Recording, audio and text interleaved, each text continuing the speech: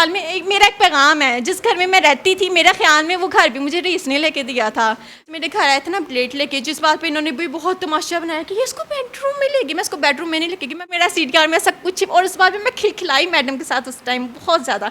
मैं क्या मैंने 200% इस टाइम गेट से बाहर तो वो दो तुझे पकड़ लेंगे, मैं तो तेरे साथ सब कुछ करूँगा, वो भी सब कुछ तेरे साथ करेंगे। और सर था, बेबी था, वो तो छोटा सा काका था, उसने 2 महीने पहले उसने मंगनी कराई, उसने उसको भी सेट किया हुआ था, उसने आंटी के साथ भी ये था। मुझे कहते ना कि इसके साथ भी इतना से ब्लैकमेल करता था। जो मेरा इसके साथ फर्स्ट टाइम रिस्पॉन्स हुआ था ना, वो वीडियो कॉल थ्रू के हुआ था।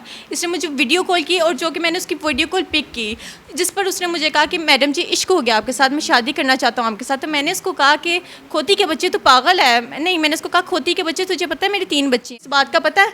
और फिर उसके बाद उसने आके तमाशा लगा दिया, मैंने मिलना है, मैंने मिलना है, मैंने मिलना है। हमारे घर के बाहर आके उसने तमाशा लगा दिया। सर जी कोई किसी को मिलने आता है तो उसके पास क्या होती है, मेरी बच्ची इस ट्यूशन में जाती है, वो मेरी बच्ची को परेशान करता था, आते जाते वो इसको तंग करता था, मेरी बच्ची डरी डरी रहती थी, वो बिल्कुल साइको वाला बिहेव करती थी। उसने बात शेयर की, उसने ये जो अली नामी लड़का है ना, ये जो अली नामी लड़का है, या तो उसको छोड़ के गया था, वो बाहर खड़े होकर उसका वेट कर रहा था, मैं इस बारे में बिल्कुल भी नहीं जानती। उसके साथ 2 लड़के और आए थे और एक बाइक भी आई थी, जब जो कि हमारे घर के बाहर बिल्कुल नहीं खड़ी थी, वो ले गई थी। और उसके बाद उन्होंने हमारे घर के ऊपर ऐसे पर्चा करवाया कि इनके ऊपर इल्ज़ामात लगाए कि ये हमारे जो बेटा था उससे पैसे खाती थी और उनके उसके साथ फिज़िकल रिलेशन भी थे।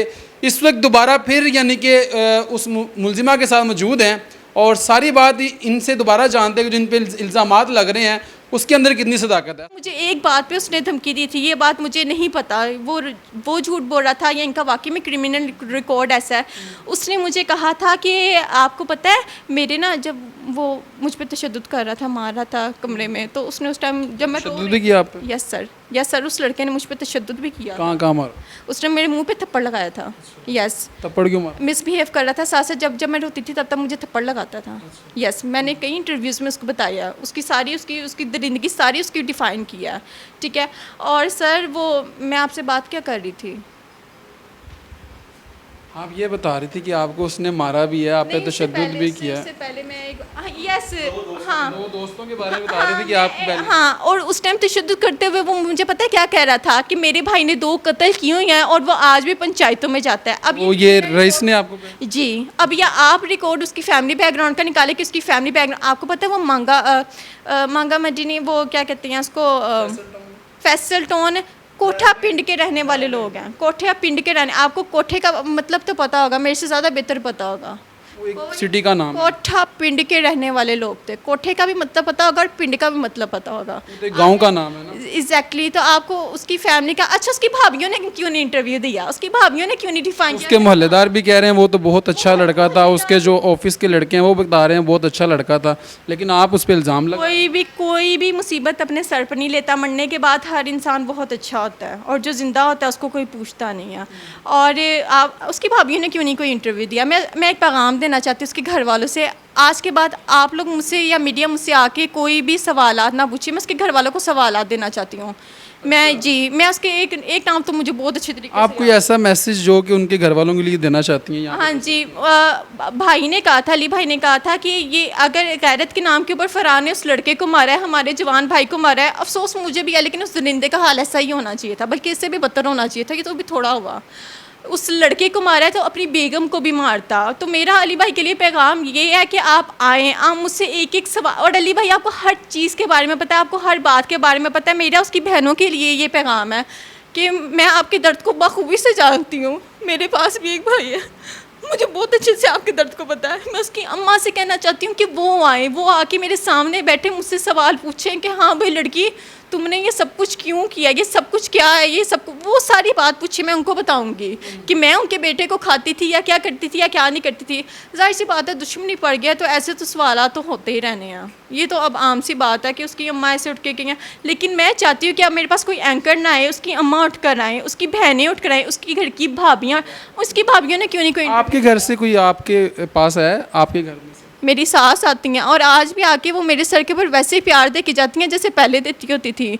और आज भी वो मुझे ऐसे ऐसे जब जाती हैं ना, तो आज भी मुझे ऐसे ऐसे करके जाती हैं, ऐसे बाय बाय करके जाती हैं, ऐसे हेलो करके जाती हैं, जैसे मैं कोई छोटी सी स्कूल की बच्ची हूँ और वो मुझे स्कूल छोड़ के वो जा रही हैं।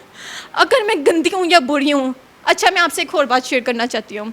रईस की फैमिली वालों ने खुद गवाही दी है कि उनका बेटा किस करैक्टर का था। उन्होंने खुद गवाही दी है कि वो लड़कियों के पीछे जाता था, लोगों के घर ख़राब करता था। अली भाई ने खुद ये गवाही दिया। उस स्क्रीनशॉट जो मेरे पास नहीं था, थैंक यू अली भाई कि आपने वो पुलिस को दिया, जो कि मैं नहीं बयान कर पाती थी कि वो मुझे किस चीज़ से डराता था। वो कहते थे प्रूफ तो मेरे पास तो प्रूफ था ही नहीं। तो वो thank you so much Ali भाई कि आपने वो हमें प्रूफ दिया कि हम आगे से उसको डिफ़ाइन कर पाएँ।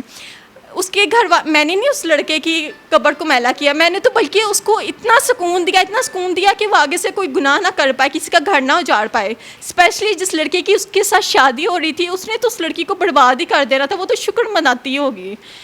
मेरा सिर्फ उनके लिए ये पैगाम है कि वो खुद आए, मुझसे पूछे, मुझसे सवाल पूछे। देखिए वो कई बातें करेंगे, जाहिर सी बात है उनका बेटा था, मैं कई बातें करूँगी, तो बजाय हम इसको कि दुनिया को तमाशा दिखाएं, तो इस बात को अगर आप इतना सोच, आपको इंसाफ चाहिए ना, आपको मैं इंसाफ दिलाती हूँ। आप जैसा कहेंगे वैसा ही। क्या इंसाफ दिलाएंगी? आपने उनके बेटे को मरवा दिया, तो क्या मैंने मरवाया नहीं है, बेटे को उसको जलाया गया है, मारा गया? वो खुद आया हमारे घर में, हमने ऐसा कुछ नहीं किया। उसको खुद इश्क का भूत सवार था जी। उसके 11 सितंबर को शादी थी और वो किसी शादीशुदा के घर इस ना के तंग करता था, परेशान करता था, किसी का घर उजाड़ना चाहता था।